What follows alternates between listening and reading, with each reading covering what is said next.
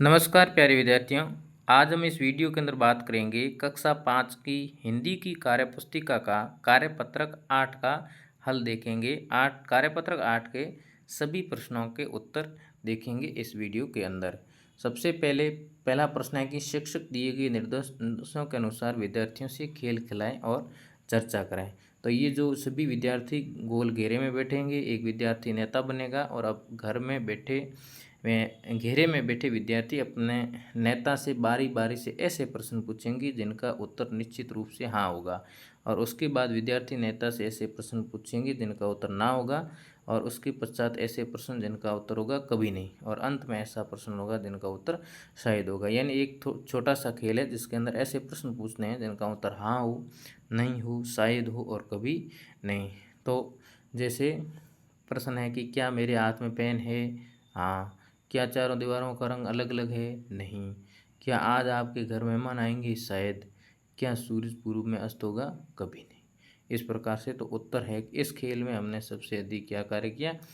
प्रश्न बनाना और सोचने का काम सबसे ज़्यादा किया था। अब है दूसरा प्रश्न।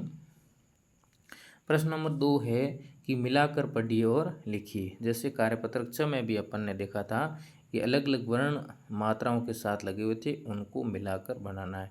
जैसे ये लिखवा क्ष, त्रि और यह क्षत्रिय, षटकोण षटकोण, श्रमिक श्रमिक, ऋतुराज ऋतुराज। इस प्रकार से इनको लिख सकते हैं।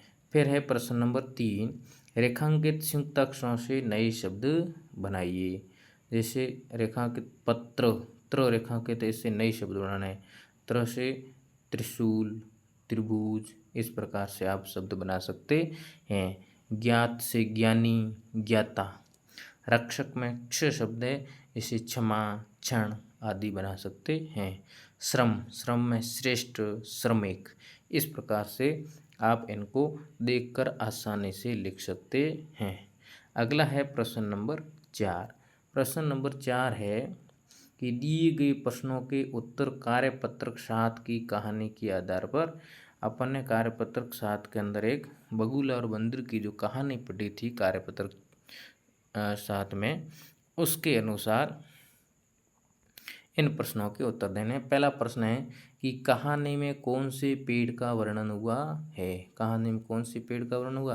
तो कहानी में बरगद पेड़ का वर्णन हुआ है। बगुला और बंदर दोनों शब्दों में कौन सा वर्ण समान है? तो ब वर्ण है बगुला और बंदर के अंदर समान है। फिर है कि बंदर का स्त्रीलिंग क्या होगा? बंदर का स्त्रीलिंग होगा बंदरिया। क्या होगा? बंदरिया। उपयुक्त कहानी का शीर्षक क्या होगा? उपयुक्त कहानी का शीर्षक है बगुला, बंदर और बादल। बादल बरसने से हमारे जीवन में क्या क्या अच्छा होता है? लिखिए। हवा, बादल बरसते हैं तब हवा ठंडी चलने लगती है और मौसम सुहाना हो जाता है। इस प्रकार से उत्तर लिख सकते हैं। अगला है प्रश्न नंबर 5। प्रश्न नंबर 5 है कि दिए गए शब्दों का उपयोग करते हुए गद्यांश को पूरे वर्णन कीजिए। तो यहाँ पर कुछ शब्द दिए गए हैं, इसको इन गद्यांश के अंदर लिखना है। विमलेश, पहले खाली स्थान में आएगा तुम। कहाँ जा रहे हो? फिर आएगा तुम्हारी गाड़ी चाहिए। फिर आएगा मैं, खाली स्थान में अपनी गाड़ी नहीं दे सकता। फिर आएगा उसका पहिया पंचर है। आगे आएगा तुम्हें कविता की गाड़ी लेनी चाहिए। ओह, और आगे आएगा उसकी गाड़ी तो दुर्घटनाग्रस्त हो गई है। इस प्रकार से आप इन प्रश्नों को उत्तर है देखकर आसानी से लिख सकते हैं। तो उम्मीद करूँगा कि आपको ये वीडियो अच्छा लगा होगा। अगर अच्छा लगा तो आप इसे शेयर सब्सक्राइब ज़रूर करें। धन्यवाद।